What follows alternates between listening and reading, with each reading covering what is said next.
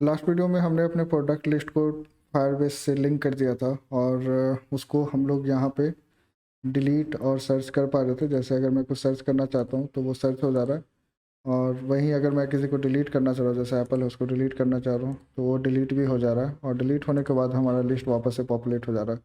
इस वीडियो में मैं क्या करने वाला हूँ कि यहाँ पे मैं ऐड करने वाला हूँ। तो जैसे अगर मुझे कुछ नया प्रोडक्ट है, जैसे मैं न्यू लैपटॉप करके डाल रहा हूँ, इसका कुछ प्राइस मैंने डाल दिया, जैसे कुछ भी प्राइस मैं डाल देता हूँ और कैटेगरी इसका लैपटॉप ले लेता हूँ और मैं सबमिट कर रहा हूँ। तो ये यहाँ पे आ जा रहा है और आप देख रहे हैं ये न्यू लैपटॉप करके आ गया। और अगर मुझे इसको एडिट करना है, जैसे ये वॉशिंग मशीन है, इसको एडिट करना है, वॉशिंग मशीन न्यू फीचर्स कर दिया मैंने और इसका प्राइस मैंने 55 कर दिया और इसको इलेक्ट्रॉनिक से हटा के मोबाइल में करके सबमिट कर दिया। तो आप देख सकते हैं जो वॉशिंग मशीन है वो washing machine new features price वगैरह अपडेट हो गया। अभी हमारा प्रोडक्ट लिस्ट कुछ ऐसा दिख रहा है और इसमें मैं मॉडल यूज़ करने वाला हूँ। तो जैसे ही ऐड पे क्लिक होगा तो एक मॉडल ओपन होगा। तो उसका यूज़ करने के लिए मैं जाऊँगा MUI.com पे और यहाँ पे मैं सर्च करूँगा मॉडल। यहाँ पे आपको डिफरेंट टाइप्स ऑफ मॉडल दिख सकते हैं। जैसे ये बेसिक मॉडल है और इस पर क्लिक करने पे मॉडल ओपन हो जा रहा है। इसके नीचे है नेस्टेड मॉडल और जब मैं यहाँ पे क्लिक करता हूँ तो दो मॉडल यूज़ होता है। तो मैं जो यूज़ करने वाला हूँ वो है बेसिक मॉडल। तो आप इसका सोर्स कोड यहाँ पे देख सकते हैं। यहाँ पे मैं यहाँ से मैं मॉडल इंपोर्ट करने वाला हूँ, तो क्योंकि बाकी सब तो इंपोर्ट किया हुआ है। तो ये मॉडल कॉपी करके मैं अपने प्रोडक्ट लिस्ट वाले पेज पे यहाँ पे आके मैं मॉडल को पेस्ट कर दूँगा। और उसके बाद मुझे चाहिए होगा ये वाला स्टाइल। ये स्टाइल क्या करता है कि जैसे ही मॉडल ओपन होता है तो इसको पेज के सेंटर में रखता है। तो यहाँ से आप डिज़ाइनिंग बॉर्डर वगैरह सब दे सकते हैं। इसका साइज़ वाइज आपको चेंज करना है, जैसे विथ 400 है वो 7 इंच करना है तो आप स्टाइल से कर सकते हैं। तो मैं इसको भी कॉपी कर लेता हूँ और इसके नीचे यहाँ पे पेस्ट कर देता हूँ। उसके बाद मुझे ये सब फंक्शन लेना होगा। ये क्या कर रहा है कि ओपन क्लोज वगैरह हैंडल कर रहा है, तो मैं ये स्टेट ये सब ले लेता हूँ और नीचे आके यहाँ पे मैं पेस्ट कर देता हूँ। लेकिन यहाँ पे रिएक्ट डॉट यूज स्टेट नहीं होगा, तो मैं रिएक्ट डॉट यूज स्टेट को सिर्फ यूज स्टेट कर लूँगा। और उसके नीचे ये आएगा मॉडल। तो ये जो डिव वाला कंपोनेंट है इसको मैं कॉपी कर लूँगा और यहाँ पे जो हमारा रिटर्न हो रहा है उसके नीचे मैं आके पेस्ट कर दूँगा। तो अगर अभी मैं जाके अपने कोड पे देखता हूँ तो ऐसा कुछ ओपन मॉडल करके आ रहा है और जब मैं इस पर क्लिक करता हूँ तो ये मॉडल ओपन होकर आ रहा है। तो इसको हमें लगाना है ये वाले इवेंट पे। तो हम लोग फिर से यहाँ पे आते हैं और यहाँ पे जो ये बॉक्स के अंदर हमारा मॉडल का कंटेंट रहेगा और ये ऑन क्लिक हैंडल ओपन जो है इसको हम जहाँ भी इवेंट इसका यूज़ करेंगे उससे हमारा ओपनिंग ऑफ मॉडल कंट्रोल होगा। तो मैं नीचे आऊँगा जहाँ पे ऐड लिखा हुआ है और इस बटन पे आके मैं उस इवेंट को पेस्ट कर दूँगा। अब मैं वापस से आके देखता हूँ तो ये वाला जो ऊपर बटन था वो चला गया और इस बटन पे क्लिक करने पे हमारा मॉडल ओपन हो रहा है। लेकिन इसके अंदर का जो कंटेंट है मैं दूसरे कंपोनेंट में रखना चाहता हूँ, जिसके लिए मैंने लास्ट वीडियो में ऐड फॉर्म और एडिट फॉर्म करके बनाया था। यहाँ पे मैं RFC का यूज़ करूँगा और ये ऐड फॉर्म हो गया हमारा।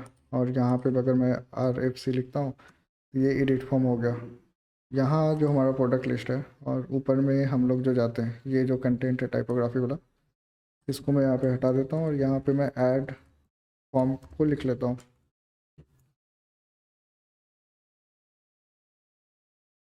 अभी इसको इंपोर्ट करना पड़ेगा तो हम लोग ऊपर जाएंगे और यहाँ पे हमें लिखना होगा इंपोर्ट ऐड फॉर्म। अब मैं जब वापस यहाँ पे आता हूँ तो आप देख सकते हैं हमारा मॉडल ऐड फॉर्म से बाइंड हो गया। अब ये जो हमारा ऐड फॉर्म है यहाँ पे हम लोग टेक्स्ट फील्ड वगैरह लगाएंगे जहाँ से हमारा डेटा जो है हमारे डेटाबेस में सेव हो सके। तो उसके लिए इसका डिज़ाइन वगैरह थोड़ा चेंज करना होगा और मैं उसमें ग्रिड वगैरह यूज़ कर रहा हूँ। तो हम लोग आते हैं यहाँ पे ऐड फॉर्म में और पहले मैं ये वाला हटा के इसको एम्प्टी टैग में बाइंड कर देता हूँ और इसके अंदर मैं यूज़ कर लूँगा ग्रिड वगैरह का। ये बॉक्स है, फिर बॉक्स ऊपर स्पेस के लिए, फिर टाइपोग्राफी में ऐड प्रोडक्ट लिखा हुआ रहेगा और ये आइकन बटन है क्लोज का, जिस पे क्लिक करने पे वो क्लोज हो जाएगा। और ये जो क्लोज इवेंट है हमें पास करना होगा यहाँ पे। यहाँ पे हमें दूसरे वाले में कंपोनेंट से यहाँ क्लोज इवेंट पास होगा और इसको पास करने के लिए हमें जाना होगा ये जो हमारा मॉडल है यहाँ पे ऐड फॉर्म है, तो यहाँ पे हमें क्लोज इवेंट लिखना पड़ेगा और इसमें हम लोग ये वाला जो हमारा हैंडल क्लोज है उसको हम लोग पास कर देंगे। अभी आप देख सकते हैं बहुत सारा एरर है, जैसे बॉक्स टाइपोग्राफी वगैरह इंपोर्ट नहीं किया गया, तो मैं इन सब चीज़ों को इंपोर्ट कर लेता हूँ। मैं जाऊँगा ऐड फॉर्म पे और यहाँ पे मैं इंपोर्ट कर लूँगा। अब हमारा जो एरर है वो जा चुका है और अगर मैं फिर से आके ये देखता हूँ तो ये ऐड क्लिक करने पे ये खुल रहा है और ये बाहर क्लिक करने पे भी क्लोज़ हो जा रहा है। फिर से मैं दिखाता हूँ, मैं यहाँ पे क्लिक कर रहा हूँ और इस पर भी क्लिक करने पे ये क्लोज़ हो रहा है। तो ये हो रहा है क्योंकि हमने क्लोज इवेंट इसके पेरेंट कंपोनेंट्स यहाँ पे भेजा है, और अगर मैं चाहता हूँ कि वो बाहर क्लिक करने पे क्लोज़ ना हो तो आपको ये मॉडल में ऑन क्लोज दिखेगा, इसको आपको कमेंट कर देना है। तो उससे क्या होगा कि अगर मैं यहाँ क्लिक कर रहा हूँ फिर बाहर क्लिक करूँगा तो ये क्लोज़ नहीं होगा जब तक कि मैं इस पर क्लिक ना करता हूँ। तो यहाँ तक हमारा मॉडल अब सही है। अब इसके बाद हम इसमें टेक्स्ट फील्ड वगैरह का यूज़ करने वाले हैं, तो हम लोग वापस आ जाते हैं अपने ऐड फॉर्म में और यहाँ पे हम लोग नीचे में ग्रिड के अंदर टेक्स्ट फील्ड वगैरह यूज़ करेंगे। तो यहाँ पे तो सबसे पहले मैं ग्रिड के अंदर का आइटम को इंपोर्ट करना चाहूँगा, मतलब इसको लगाना लगाना पड़ेगा ताकि इसके अंदर हम लोग जो हमारा टेक्स्ट बॉक्स वगैरह अच्छे से आ जाए। और उसके बाद मैं जाऊँगा MUI.com पे और यहाँ पे मैं सर्च करूँगा टेक्स्ट फील्ड।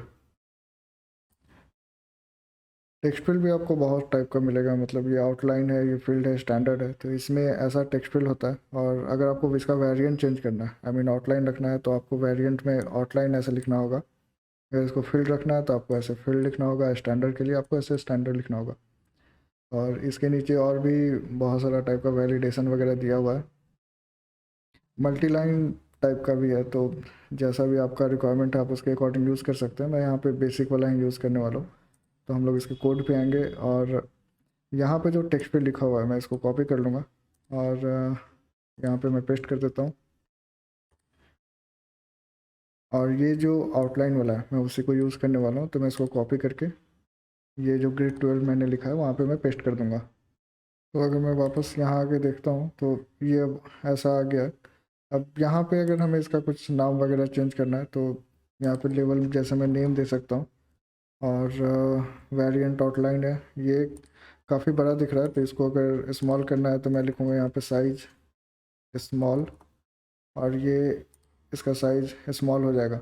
अगर ऊपर स्पेसिंग वगैरह देना है तो मैं यहाँ पे जो बॉक्स है उसका यूज़ कर लूँगा और इस बॉक्स का मैं हाइट कुछ दे दूँगा, जैसे बॉक्स हो गया और इसका हाइट मैं 20 दे देता हूँ।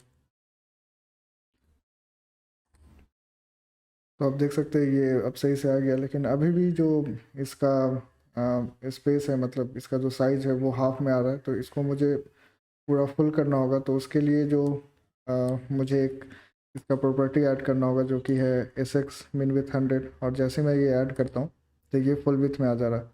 अब मुझे क्या करना होगा कि मुझे और सब फील्ड है, जैसे कि हमारा एक नेम हो गया, प्राइस, कैटेगरी, डेट हो गया, तो उसके लिए मुझे नीचे इसको बस कॉपी पेस्ट करना होगा और यहाँ पे मैं प्राइस लिख दूँगा और यहाँ पे कैटेगरी। अब मैं वापस आके देखता हूँ और इस पर क्लिक करता हूँ तो ये ऐसा आ गया। अगर इसको हाफ हाफ में डिवाइड करना है तो हमें कुछ नहीं करना होगा, ग्रिड में ऐसा 6 6 अगर हम लोग लिख देते हैं तो वो हाफ में डिवाइड हो जाएगा। अब इसके नीचे हमें एक बटन चाहिए होगा, तो मैं क्या करता हूँ कि एक और ग्रिड में बटन ले लेता हूँ कुछ ऐसा, और ये जो बटन है वो ऑन क्लिक क्रिएट यूज़र को कॉल करेगा।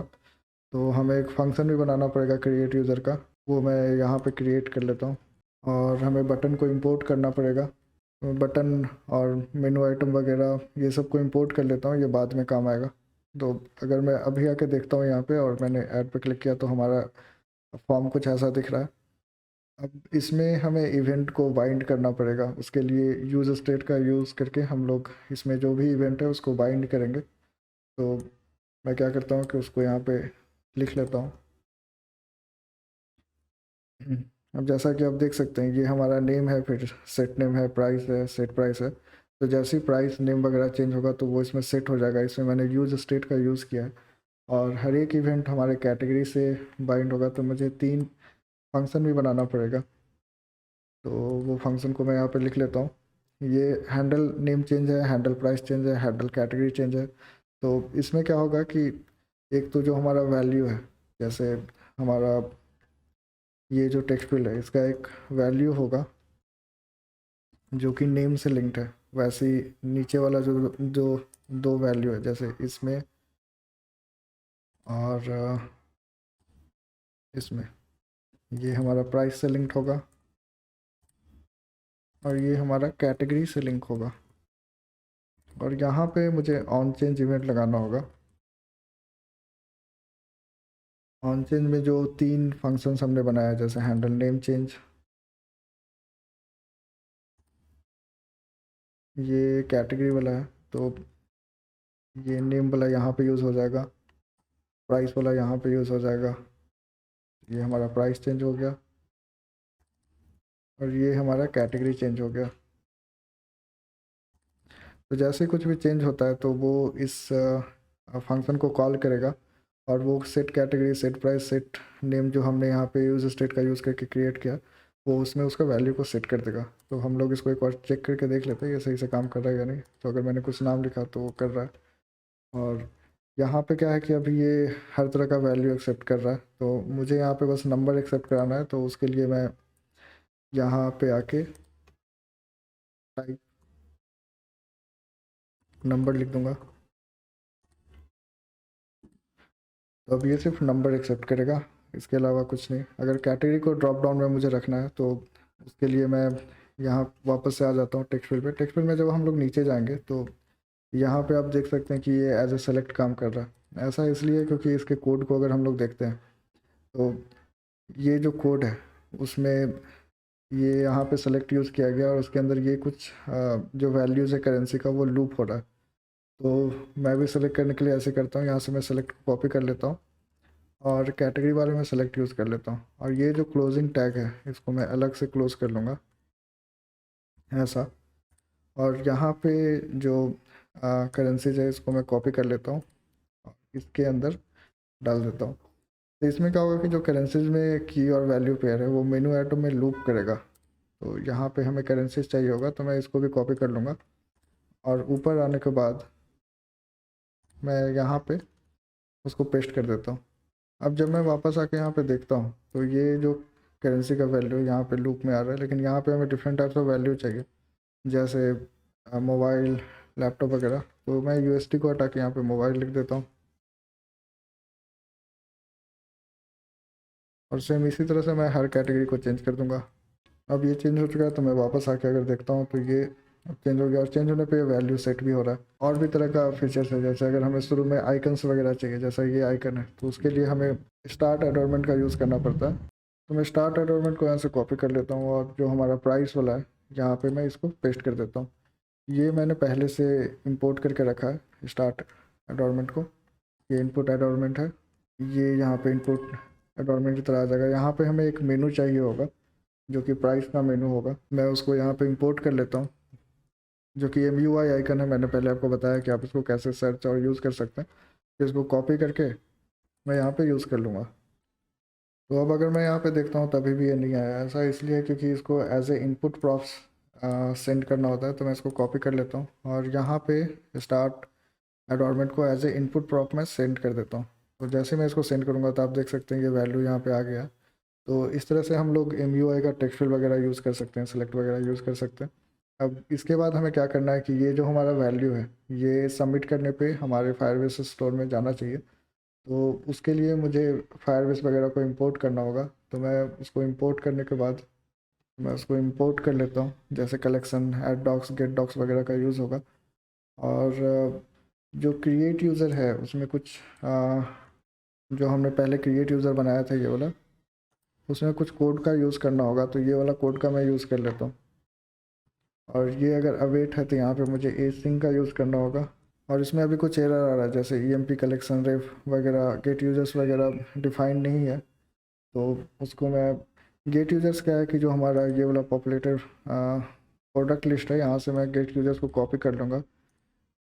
ऐसा इसलिए करना पड़ रहा है क्योंकि जैसे ही किसी ने क्रिएट यूज़र किया तो वो बैकएंड में डेटा को ले जाएगा फायरबेस पे, यूज़र क्रिएट हो जाएगा। लेकिन इधर हमें फिर से हमारे लिस्ट को अपडेट करने के लिए हमें क्रिएट यूज़र चाहिए होगा, और रोज़ सेट रोज़ को भी चाहिए होगा। तो यहाँ से जो हमारा रोज़ और सेट रोज़ है, इसको मैं कॉपी कर लेता हूँ और यहाँ पे यूज़ कर लेता हूँ। यहाँ पे मुझे स्वीट अलर्ट को भी इंपोर्ट करना होगा, तो मैं उसको भी इंपोर्ट कर लेता हूँ। यहाँ पे एमपी कलेक्शन रिफ का भी यूज़ करना पड़ेगा, जो कि हमारे डीबी प्रोडक्ट्स को लिंक करता है। तो जैसे ही मैंने इसको इंपोर्ट किया तो आप देख सकते हैं एरर्स जा चुका है। अब क्या होगा कि मैं इसको फिर से थोड़ा एक्सप्लेन कर देता हूँ कि हमारा क्रिएट यूज़र जो है वो बटन से लिंक है, और जब कोई बटन पे क्लिक करता है तो ये क्रिएट यूज़र को कॉल करेगा। और क्रिएट यूज़र में क्या होता है कि ये जो हमारा कलेक्शन रेफरेंस है, जो कि मैंने अभी आपको दिखाया, जो हमारे डीबी प्रोडक्ट्स को कॉल कर रहा है, तो उसमें ये डेटा को सेट करेगा, जैसे नेम, प्राइस, कैटेगरी वगैरह है उसको सेट करेगा। और डेट वगैरह को मैंने एज ए स्ट्रिंग लिया है, तो यहाँ पे मैंने स्ट्रिंग से बाइंड किया, और प्राइस को मैंने एज ए नंबर से बाइंड किया है। तो जैसे ही कोई इस पर क्लिक करता है तो वो वहाँ जाके डेटा को स्टोर करता है, और उसके बाद गेट यूज़र्स को कॉल करेगा। गेट यूज़र्स क्या करेगा कि लिस्ट को अपडेट करता है, और उसके बाद जो हमारा पॉपअप है वो इस क्लोज इवेंट से, जो कि यहाँ से आ रहा है, इसको क्लोज कर देगा, और फिर एक स्वीट अलर्ट मैसेज आएगा कि आपका डेटा सबमिट हो चुका है। तो अभी मैं करके देखता हूँ क्या होता है। मैं ऐड पे जाऊँगा, यहाँ पे नया प्रोडक्ट ले लेता हूँ, कुछ भी, जैसे कि वन प्लस, और इसका प्राइस 30,000, कैटेगरी मोबाइल में चला गया। और जब मैं सबमिट करता हूँ तो ये सबमिट हो गया, लेकिन यहाँ पे वन प्लस नहीं आ रहा है, लेकिन रिफ्रेश करने के बाद आ जाएगा। ऐसा इसलिए हो रहा है कि जो हमारा रोज़ है, ये जो हमने यूज़ स्टेट में रोज़ और सेट रोज़ को यूज़ किया, ये सिर्फ इसी कंपोनेंट के लिए यूज़ हो रहा है, और ये वाला जो सेट रोज़ है इसी कंपोनेंट के लिए यूज़ हो रहा है। तो इसको हमें स्टोर में यूज़ करना पड़ेगा। पिछले वीडियो में मैंने आपको बताया था, स्टार्टिंग के सेकंड या थर्ड वीडियो में, कि हम लोग जस्टिन का यूज़ करेंगे स्टोर के लिए। तो आपको वहाँ पे आ जाना है, और जैसा कि हमारा रोज़ और सेट रोज़ है उसको ऐसे डिफ़ाइन कर देना है, जैसे ये रोज़ हो गया और ये सेट रोज़ हो गया। तो जब आप इसको ऐसे डिफ़ाइन कर देंगे तो आप यहाँ पे उसको कॉल कर सकते हैं। जैसे ये सेट रोज़ है, तो मैं अगर ऐड फॉर्म में जाता हूँ तो यहाँ पे मैं इसको ऐसे कॉल कर सकता हूँ, और ये वाला लाइन है इसको मैं हटा देता हूँ, और यूज़ ऐप स्टोर को यहाँ पे इंपोर्ट करना होगा। तो मैं यूज़ ऐप स्टोर को ऊपर इंपोर्ट कर लूँगा।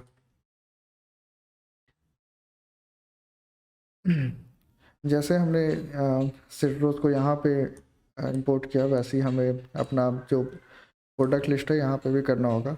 तो यहाँ आके पहले मैं इसे इंपोर्ट कर लेता हूँ, और फिर ऐड फॉर्म में जो हमारा रोज़ सेट रोज़ है, जैसे ये वाला सेट रोज़ है, मैं इसको कॉपी कर लूँगा, और यहाँ पे मैं इसको यूज़ कर लेता हूँ। सेम रोज़ को भी करना पड़ेगा, तो मैं रोज़ को कॉपी कर लेता हूँ, और इसका यूज़ नहीं है तो मैं इसको हटा देता हूँ। अब हम लोग दोबारा से ट्राई करेंगे, तो मैं वापस से आता हूँ और इस पर क्लिक करता हूँ। यहाँ पे मैं कुछ नया प्रोडक्ट लेता हूँ, जैसे वॉशिंग मशीन में ले लेता हूँ, और इसका कैटेगरी इलेक्ट्रॉनिक्स जाएगा। जैसे मैं सबमिट करता हूँ तो आप देख रहे हो अब डेटा ऑटोमेटिकली पॉपुलेट हो चुका है। तो इस तरह से हमारा ऐड वाला जो पार्ट है ऐड फॉर्म का, वो कंप्लीट हो गया। अब इसको मैं पूरा कॉपी करके एडिट वाले में पेस्ट कर दूँगा, और जहाँ पे जो ऐड फॉर्म है, ऐड प्रोडक्ट्स है, उसको मैं एडिट प्रोडक्ट्स कर लूँगा, और ये ऐड फॉर्म को मैं एडिट कर लूँगा।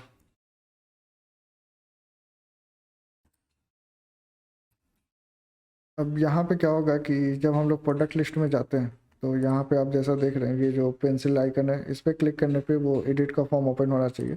तो हम लोग उसी पेंसिल आइकन के पास चले जाते हैं जो कि एडिट वाला है।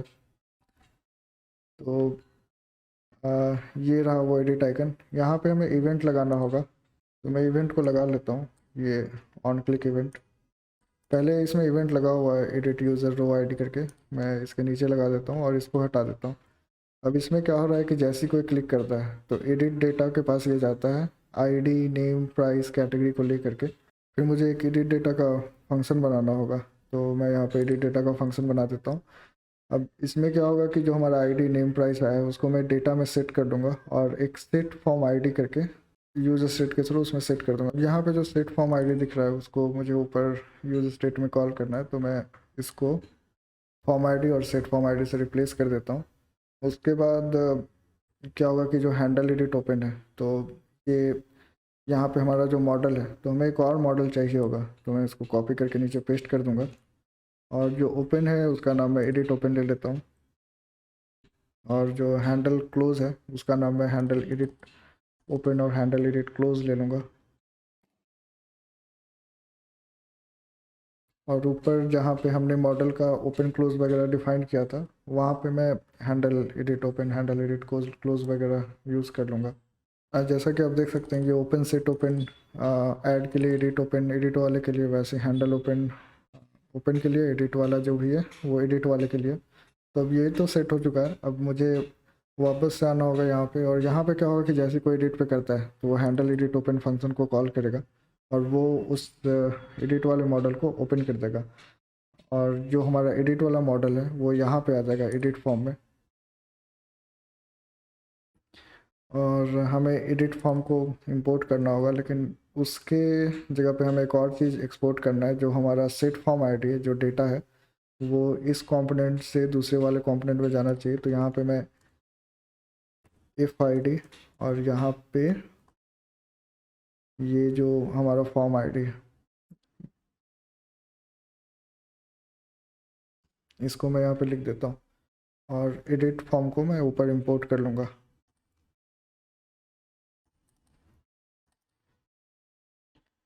अब जब मैं एडिट फॉर्म पे यहाँ पे जाता हूँ तो यहाँ पे एक क्लोज इवेंट तो आ रहा है, लेकिन इफ़ आईडी नहीं आ रहा, तो हमें उसको भी लाना पड़ेगा। तो मैं यहाँ पे इफ़ आईडी लिख लेता हूँ। अब हमें क्या करना होगा कि जैसे ही ये फॉर्म ओपन होता है, जैसे कि मैं आपको यहाँ पे दिखा देता हूँ, ये क्लिक कर रहे हैं हम लोग तो हमारा एडिट प्रोडक्ट वाला ओपन हो गया। लेकिन ये जो हमारा लिस्ट है वो यहाँ पे आ नहीं रहा है। लेकिन इसे अगर लाना है इस डेटा को, तो ये डेटा मैंने यहाँ से पास किया है। मतलब अगर हम लोग यहाँ जाके देखते हैं, जैसे एडिट है, तो ये डेटा ये फॉर्म आईडी के थ्रू एफ आईडी में आ रहा है। तो हमें यूज़ इफेक्ट का यूज़ करना होगा, और उस डेटा को जैसे ही ये फॉर्म कंपोनेंट लोड होता है तो वहाँ पे हम लोग उसको सेट करेंगे। और यहाँ पे लगा देता हूँ। तो अब जैसी जो डेटा आएगा, वो जो नेम वगैरह जो ऑलरेडी लास्ट में ऐड फॉर्म करते वक्त हमने बाइंड किया था, उसमें ये डेटा को बाइंड कर देगा। तो अभी मैं देखता हूँ ये काम कर रहा है या नहीं। तो अब देख रही है अब काम कर रहा है। जैसे मैं क्लिक कर रहा हूँ तो डेटा बाइंडेड है। अब इसके बाद क्या करना होगा कि जैसे ही क्रिएट यूज़र वाला है, तो इसके जगह पे हमें अपडेट यूज़र का डेटा पास करना होगा। तो उसके लिए मुझे फायरबेस से अपडेट डॉक वगैरह को इंपोर्ट करना होगा। तो ये जो हमारा कलेक्शन है इसको मैं अपडेट डॉक वगैरह से अपडेट कर देता हूँ। और यहाँ पे जो हमारा यूज़र सेट हो रहा है उसको भी थोड़ा चेंज करना होगा। तो यहाँ आके जो ये ऐड डॉक है उसको हम लोग अपडेट डॉक से रिप्लेस कर देंगे। तो पहले तो यूज़र डॉक आएगा, मतलब यूज़र का जो आईडी वगैरह आ रहा है वो एफ आईडी के आईडी में आ रहा है। मतलब एफ आईडी में हमने सब कुछ सेंड कर दिया है, आईडी वगैरह आ रहा है। तो F I D dot I D call करेंगे तो उसका आईडी आ जाएगा, तो उससे हमें यूज़र डॉक मिल रहा है। और ये नया वाला फील्ड है नेम प्राइस कैटेगरी, जैसे अपडेट हो रहा था, जैसे क्रिएट करते टाइम हो रहा था, वैसे ही पास कर रहे हैं। बस यहाँ पे क्रिएट डॉक की जगह हम लोग अपडेट डॉक का यूज़ करेंगे। और ये जो न्यू फील्ड्स है, जो न्यू डेटा है, हम लोग यहाँ पे सेंड कर रहे हैं। उसके बाद वापस से हम लोग गेट यूजर्स को कॉल कर रहे हैं, फिर क्लोज इवेंट कॉल कर रहे हैं और मैसेज दे रहे हैं कि फाइल अपडेट हो गया। तो अब हम लोग इसको ट्राई करके देखते हैं। तो अगर मैं ये लेनेवो है तो लेनेवो को मैं कुछ अपडेट कर रहा हूँ, जैसे एडवांस मैंने कर दिया और प्राइस को मैंने 42 करके सबमिट किया। तो आप देख रहे हैं कि ये लेनेवो अब लेनेवो एडवांस बन के सेव हो गया। तो इस तरह से हम अपने जो हमारा डेटा है उसको फाइवर से लिंक कर सकते हैं, क्रिएट कर सकते हैं, अपडेट कर सकते हैं, डिलीट कर सकते हैं और सर्च कर सकते हैं। तो आई होप आपको ये वीडियो अच्छा लगा होगा। तो मिलते हैं नेक्स्ट वीडियो में। Thanks for watching this video.